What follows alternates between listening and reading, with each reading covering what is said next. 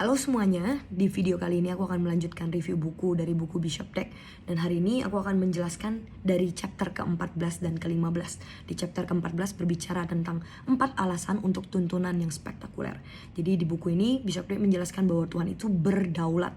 Dia dapat memutuskan untuk melakukan apapun yang dia ingini. Dan Tuhan itu memiliki banyak berbagai macam metode yang berbeda-beda dari setiap tahun ke tahun, waktu ke waktu gitu, untuk yang namanya berbicara atau menuntun gitu. Nah, di buku ini Bishop Dweck memberikan beberapa pola yang Bishop temukan di dalam firman Tuhan. Jadi Bishop Dweck ingin mengajarkan setiap kita bagaimana membagikan tentang ada 4 alasan mengapa Tuhan memilih untuk berbicara kepada seseorang dengan suatu cara yang spektakuler. Dan 4 alasan itu adalah Tuhan dapat berbicara dengan cara spektakuler karena melibatkan sesuatu hal yang sangat penting bagi kehidupan ataupun dalam pelayanan setiap hidup seseorang.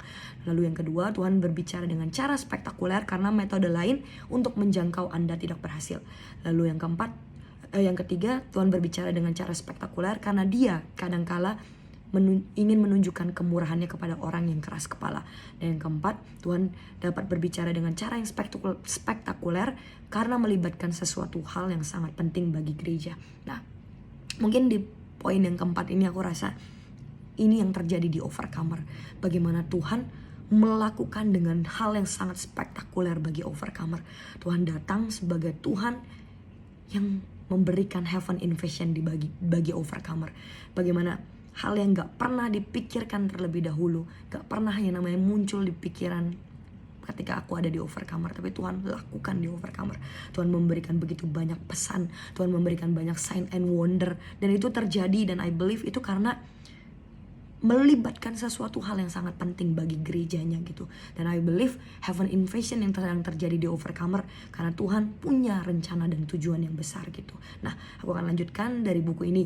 Jadi tuntunan yang spektakuler itu untuk keselamatan gitu. Salah satu contoh di dalam tokoh Alkitab adalah dari kisah Rasul Paulus. Dia adalah contoh yang mengalami tuntunan yang spektakuler gitu.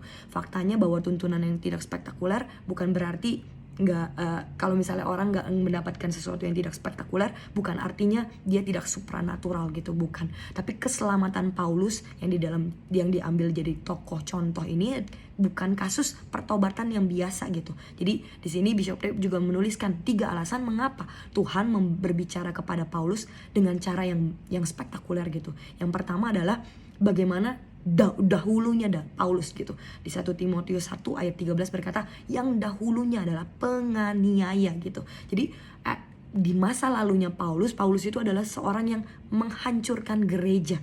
Tapi disitulah Tuhan mau memberikan keselamatan bagi Paulus gitu. Tuhan gak pengen Paulus tanda kutip binasa begitu saja. Tuhan mau memberikan kemurahannya yang tadi ada di poin yang di atas gitu. Tuhan mau memberikan kemurahannya kepada orang yang keras kepala, dan ini adalah contoh di dalam hidup Rasul Paulus gitu. Nah, yang kedua adalah Tuhan ingin menunjukkan kemurahan kepada orang yang keras kepala. Di 1 Timotius 1 ayat 13 juga dikatakan bahwa Rasul Paulus adalah yang dahulunya adalah penghujat gitu. Jadi bukan seorang yang penurut, bukan seorang yang punya good life gitu, tapi seseorang yang penganiaya, pemberontak, penghujat gitu. Tapi Tuhan mau memberikan kemurahannya di dalam hidup Rasul Paulus. Dan yang ketiga adalah Tuhan ingin menyelamatkan hidup Paulus karena tidak ada seorang pun yang dapat menghancurkan gereja dan lolos begitu saja.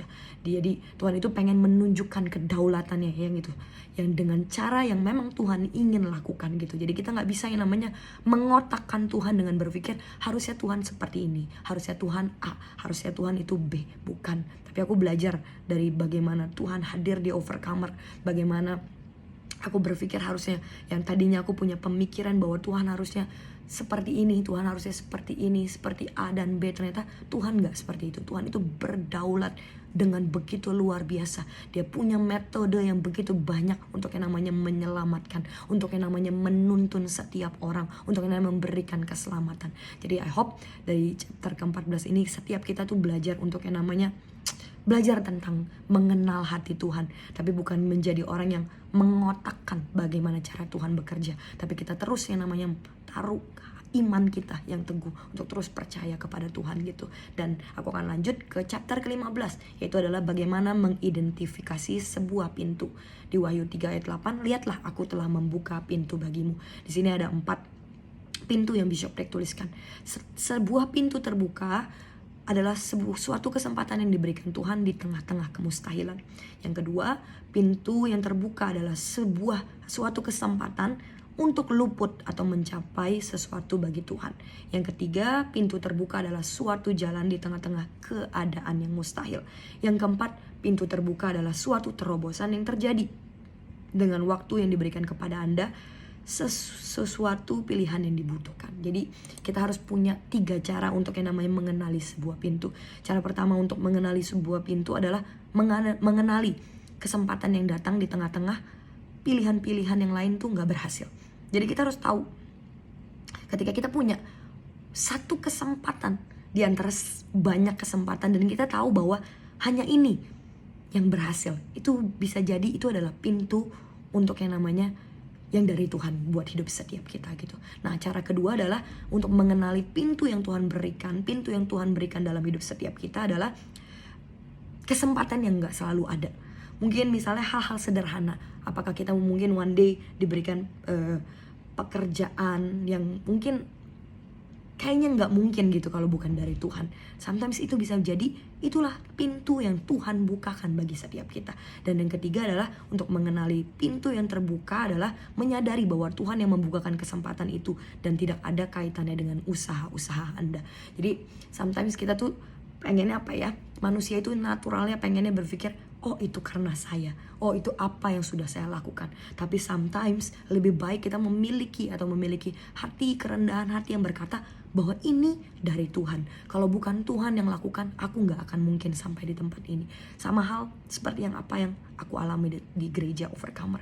Kalau hari ini Tuhan gak menuntun hidupku, Tuhan gak berserta dengan hidupku, I don't think aku bisa ada di titik ini. Jadi bukan karena apa yang aku sudah lakukan, bukan karena apa yang aku sudah kerjakan, tapi purely karena kebaikan Tuhan, purely karena semua kesempatan yang Tuhan berikan, kesempatan kedua bahkan yang Tuhan berikan dalam hidupku gitu, untuk yang namanya memberikan aku kesempatan untuk yang namanya bertobat, untuk bisa ada di Overcomer dan sampai ada di titik ini gitu. Jadi jangan sampai setiap kita itu menjadi orang yang terlalu sombong dan berpikir bahwa ini semua karena diriku, ini semua karena kerja kerasku. Lebih baik setiap kita tahu diri bahwa semua kebaikan yang kita terima hari ini semuanya karena Tuhan yang memberikan kita kesempatan, karena Tuhan yang membukakan pintu di tengah-tengah kemustahilan, memberikan kita yang namanya meluputkan kita, atau yang membuat setiap kita tuh dapat mencapai sesuatu. Jadi I hope dari video ini setiap kita mengerti